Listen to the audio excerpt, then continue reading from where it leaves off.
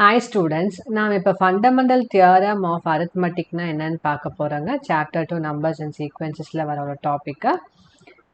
Every positive integer except the number 1 can be represented in exactly one way apart from rearrangement as a product of one or more primes.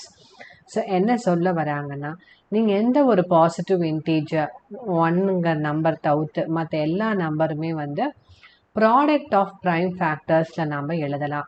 அதை தான் அவங்க சொல்கிறாங்க. அது மட்டும் இல்லாமல் அந்த மாதிரி நீங்கள் எழுதுறது வந்து யுனிக் வே, அது ஒரு அந்த ப்ராடக்ட் ஆஃப் ப்ரைம்ஸ் வந்து யுனிக்காக தான் இருக்கும் அப்படின்னு சொல்கிறாங்க. சரிங்களா? இதை நம்ம எப்படி ப்ரூவ் பண்ணலான்னா ஒரு எக்ஸாம்பிள் வச்சு ப்ரூவ் பண்ணலாம். For example, you consider the number, நீங்கள் ஒரு நம்பர் எடுத்துக்கோங்க. கன்சிடர் த நம்பர்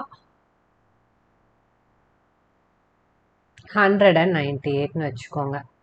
இதை நம்ம வந்து ப்ரைம் ஃபேக்டரைஸ் வந்து பண்ணலாம். ஃபேக்டரைசேஷன் நம்ம பண்ணோன்னா 198, ஸோ நம்ம எப்படி ஸ்ப்ளிட் பண்ணலான்னா 3 into 66 இல்லைங்களா?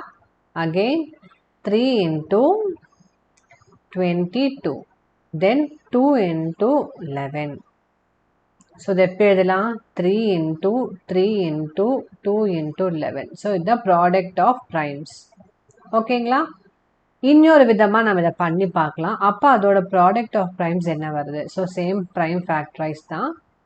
இதை நம்ம எப்படி ஸ்ப்ளிட் பண்ணலான்னா 11 into 18 இல்லைங்களா? தென் 2 into 9, தென் 3 into 3. ஸோ இப்போ இந்த ப்ரைம் ஃபேக்டரைஸோட ப்ராடக்ட் வந்து 11 into 2 into 3 into 3. ஸோ ரெண்டுத்துலேயுமே பார்த்தீங்கன்னா 3 ஸ்கொயர் into 2 into 11. இங்கேயும் பார்த்தீங்கன்னா 3 ஸ்கொயர் into 2 into 11.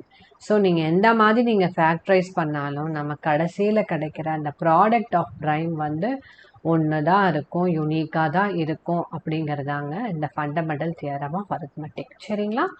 ஒரு எக்ஸாம்பிள் வச்சு நம்ம ப்ரூவ் பண்ணியிருக்கோம்.